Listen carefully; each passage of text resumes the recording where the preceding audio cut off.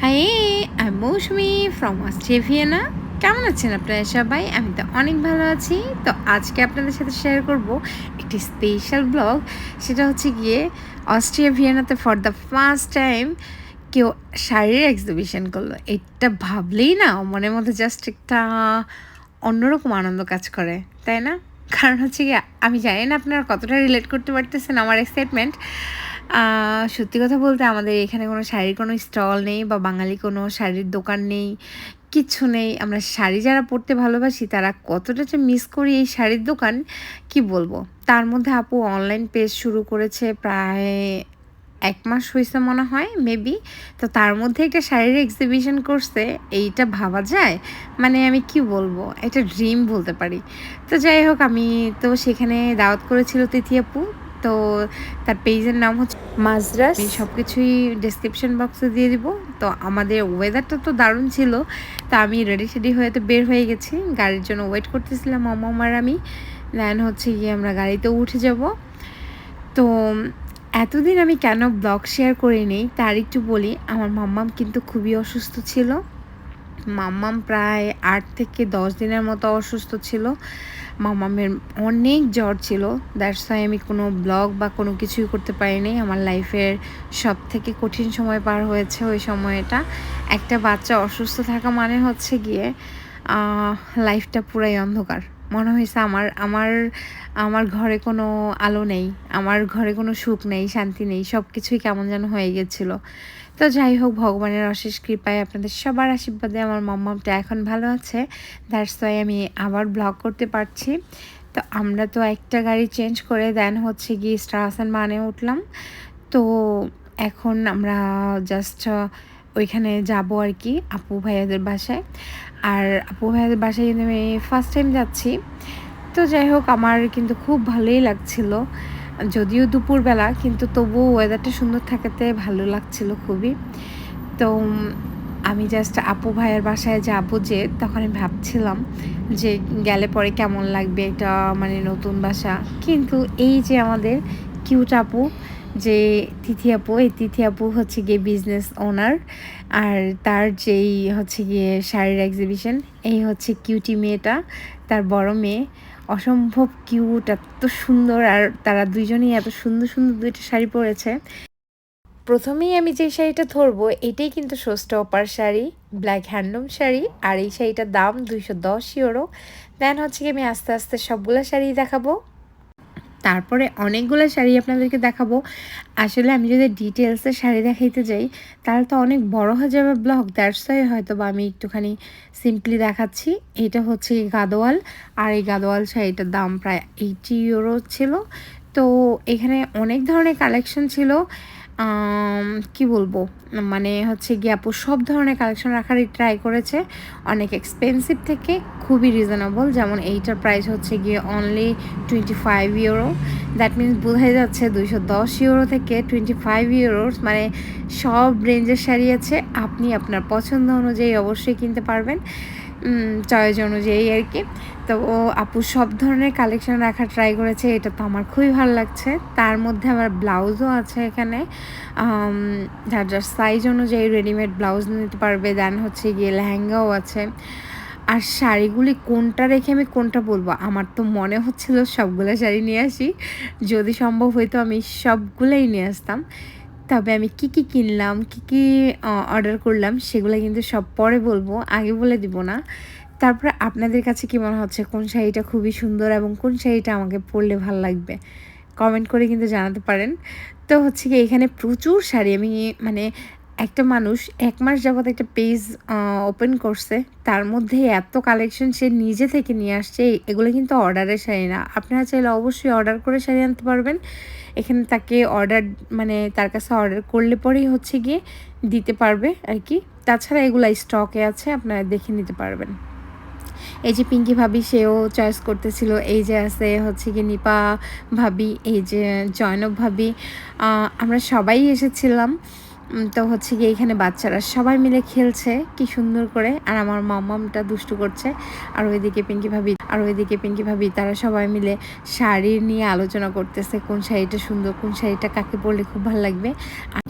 আর এই যে অসম্ভব সুন্দর একটা শাড়ি পরে দাঁড়িয়ে আছে হচ্ছে গিয়ে তিথিয়াপুর মেয়ে আজরাস, তার নামেই মিল রেখে পেজের নাম রাখা হয়েছে মাজরাস। তো সুন্দর না শাড়িটা, অসম্ভব। আর খুব কিউট লাগছিল মামনিকে। আমার কিন্তু এই শাড়িটা বেশ ভালো লেগেছে। আর এই শোস্টপারের শাড়িটা কিন্তু আমি নিয়েছিলাম। তো এইটা ভেবে আমার ভালো লাগছে যে এই শাড়িটা আমি বুক করে এসেছি, যে আমি এই শাড়িটা নিব। অ্যান্ড আপনারা চাইলে কিন্তু শাড়ি অবশ্যই দেখে শুনে কিনতে পারবেন। তার আরেকটা অপশনও কিন্তু আছে, 2 তারিখ 2 হচ্ছে গিয়ে জুন আবার এক্সিবিশন হবে, সেখানে কিন্তু আপনারা অবশ্যই যেতে পারবেন যারা ভিয়েনাতে আছেন, যারা শাড়ি প্রেমী। তারপরে দেখেন তো এই এই হচ্ছে কি স্কাই ব্লু কালারটা কেমন লাগতেছে আমাকে। আমার না কেন জানি মনে হচ্ছিল কি সবগুলো শাড়ি যদি আমি নিয়ে যাই কেমন হবে, খুব ভালো হবে, তাই না? আসলে আপুর কালেকশনগুলো এত অসম ছিল, মানে আপনি মানে চয়েস করতে বাধ্য। সব ধরনের কালেকশন থাকাতে আপনার কোনো না কোনো শাড়ি অবশ্যই ভালো লাগবে, কারণ ট্র্যাডিশনাল থেকে একদম স্টাইলিশ সব ধরনের শাড়ি আছে এবং সব রেঞ্জের শাড়ি আছে। আর কালারফুলও আছে, একদম সফট কালারও আছে, জামদানি আছে। আর এই সব শাড়িগুলো কিন্তু সবগুলাই ইন্ডিয়ান শাড়ি। আপু ইন্ডিয়া থেকে সরাসরি হচ্ছে কি ইম্পোর্ট করে।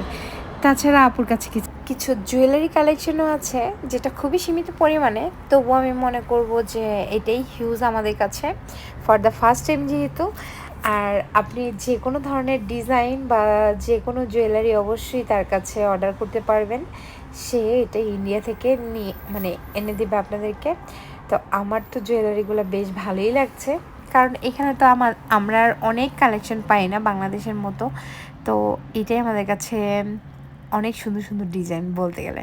তো তার মধ্যে মাম্মামকেও খুঁজতেছিলাম যে আমার মাম্মামটা কোথায় গেল। এখন দেখি নাইম ভাইয়া মাম্মামকে এনে তাকে কেক খাওয়াচ্ছে। আসলে ভাইয়া এমন একজন মানুষ, এত অমায়িক, এত টেক কেয়ার করেছে মামনিকে, আমি কি বলবো, যতটা বলবো কম হয়ে যাবে।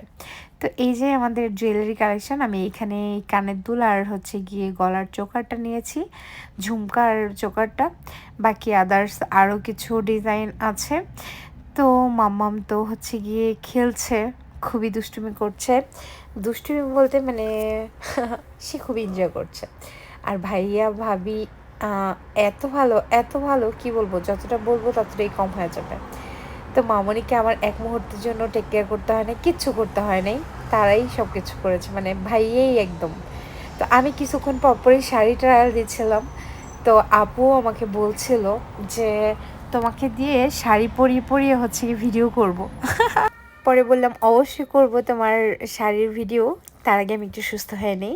আর তার মধ্যে আপু ভাইয়া কিন্তু আমাদের জন্য নাস্তার ব্যবস্থা রেখেছে। এখানে ছিল কেক, চানাচুরটা তো ইয়াম্মি ছিল, জাস্ট বিস্কিটস, অনেক কিছু। মানে আমরা শাড়ির এক্সিবিশনে এসেছি নাকি পিকনিকে এসেছি সেটাই মানে বুঝতে পারতেছিলাম না। এত মজা, এত ফান হয়েছিল, আর সবাই মিলে খুবই সুন্দরভাবে আমরা আড্ডা দিচ্ছিলাম, খুবই মজা করতেছিলাম। মানে এত সুন্দর একটা দিন কাটবে, যদি আমি না যেতাম মনে হয়তো মিস হয়ে যেত। আর মামনি এতদিন অসুস্থ ছিল, সেখানে যদি এমন হইতো যে ও জ্বর ঠিক হয় নাই, তাহলে তো আমি এই জিনিসটা খুবই মিস করতাম। সে বাসায় কিন্তু একটা বিল্লিও ছিল, বিড়ালের নামটা যেন কি, মিমি নাকি কি যেন একটা। তো হচ্ছে গিয়ে ওই মিমিকে মাম্মাম কিন্তু কথা বলতেছিল। আমি সত্যি অবাক হয়ে গেছি, মাম্মামটা এত সাহসী কবে থেকে। মানে সে একদমই ভয় পাচ্ছে না, বিড়ালের সাথে কথা বলতেছে, মুখের সামনে গিয়ে তার সাথে কথা বলতেছে। আমি কি করে বুঝাবো যে আমার মেয়েটা এত সাহসী হলো কিভাবে। তো পাকা বুড়িটা কি সুন্দর করে কথা বলতেছে দেখেন। তো যাই হোক, বাচ্চারা তো খুবই এনজয় করতেছিল। বাচ্চারা এনজয় করলে কিন্তু কোথাও গিয়েও শান্তি পাওয়া যায়। মানে বাচ্চারা দুষ্টামি করলে বা কান্নাকাটি করলে ভালো লাগে না। তো আমার মাম্মামটা বিড়ালের সাথে কি সুন্দর করে শুয়ে শুয়ে কথা বলতেছে, আমি জাস্ট মুগ্ধ হয়ে দেখছিলাম যে এত পাকাও কেন, এত দুষ্টু কেন। তারপরে আবার নাইম ভাইয়ের আদরও খাচ্ছে সে। নাইম ভাইয়ের সাথে তার ভালো জমে গিয়েছিল। দেন আমরা কিন্তু বিরিয়ানিও খেয়েছি। আবুর হাতে বিরিয়ানি জাস্ট আমি যতটা বলবো কম হয়ে যাবে। এত এত মজার বিরিয়ানি আমি আমার লাইফে খাইনি। আমি কোনো দিনও এত মজার বিরিয়ানি খাইনি, এত জুসি, এত ইয়ামি। দেন হচ্ছে কি খাওয়া দাওয়া কমপ্লিট করে আমরা আবার কিছু শাড়ি ঠাড়ি একটু দেখতেছিলাম। লাস্ট টাইমের মতো যে কোন শাড়িটা আমরা সিলেক্ট করব, কোনটা কিনবো। তো হচ্ছে গিয়ে দেখতে দেখতে তো আমার তো মনে চাচ্ছিল যে সবগুলো শাড়ি নিয়ে নিই। আমি কিন্তু কিছু শাড়ি কিনেছি অলরেডি। তো সেগুলা যখন আমি পরবো তখন কিন্তু অবশ্যই পেজে আমি ছবি দিয়ে আপলোড করব। আর এই শাড়ির পেজটার নাম হচ্ছে মাজরাস, হচ্ছে কি এই পেজটার নাম। যে শাড়ি পেজ, আপনারা চাইলে অবশ্যই বাসায় এসে ভিজিট করে নিজের হাতে ধরে শাড়ি কিনতে পারবেন। তাছাড়া পেজ থেকে শাড়ি আপলোড দিলে আপু সেই ছবি দেখে আপনারা অর্ডার করতে পারবেন। দেন হচ্ছে এই প্রি অর্ডারে অবশ্যই শাড়ি আপনাদেরকে ইন্ডিয়া থেকে এনে দেবে। আর এই শাড়িটা কেমন, এই কালারটা কীরকম, এই শাড়িটা কিন্তু খুবই রিজনেবল ছিল, অনলি 40 ইউরো, কিন্তু অসম্ভব সুন্দর এই শাড়িটা। তো আমি কিছুক্ষণ পরপরই কিন্তু ট্রায়াল দেওয়া শেষ হচ্ছিল না। তো যাই হোক, অনেক সুন্দর একটা দিন কাটালাম। দেন আমরা বাসার উদ্দেশ্যে রওনাও দিয়ে দিলাম। ভাই আমাদেরকে আগিয়ে দিতে এসেছিলো, পুরো আমাদেরকে গাড়িতে উঠিয়ে দিয়ে দেন হচ্ছে গিয়েছে। আর মাম্মাম তো খুবই মিস করতেছে ভাইয়াকে, মানে তার মনটাই পুরো একদম আপসেট হয়ে গেছে। তো যাই হোক, আজকে আমার এত সুন্দর একটা দিন কাটলো, তার জন্য থ্যাংক ইউ সো মাচ তিথি আপু আর হচ্ছে নাইম ভাইয়াকে। তাদের এত সুন্দর আয়োজন, তাছাড়া ইচ অ্যান্ড এভরিথিং, তাদের হসপিটালিটি জাস্ট অমায়িক লোক তারা। তাদের ব্যবহার, তাদের মেয়ে ছেলে মেয়ে ও মানে সবাই, তাদের পুরো ফ্যামিলিই হচ্ছে গিয়ে অসম্ভব ভালো একটা ফ্যামিলি, যাদের সাথে মিশে আমার মনেই হয় নাই যে আমি ফার্স্ট টাইম কারো বাসায় গিয়েছি। তো যাই হোক, এত সুন্দর একটা দিন তো ভালোই কাটালাম। তো আমি কী কী শাড়ি কিনেছি সবগুলো পরে পেজে আমি শেয়ার করে দেব। তো ব্লগটি আজকে আপনাদের কাছে কেমন লাগলো, ভালো লাগলে please subscribe my YouTube channel and follow my Facebook page. Thanks for watching.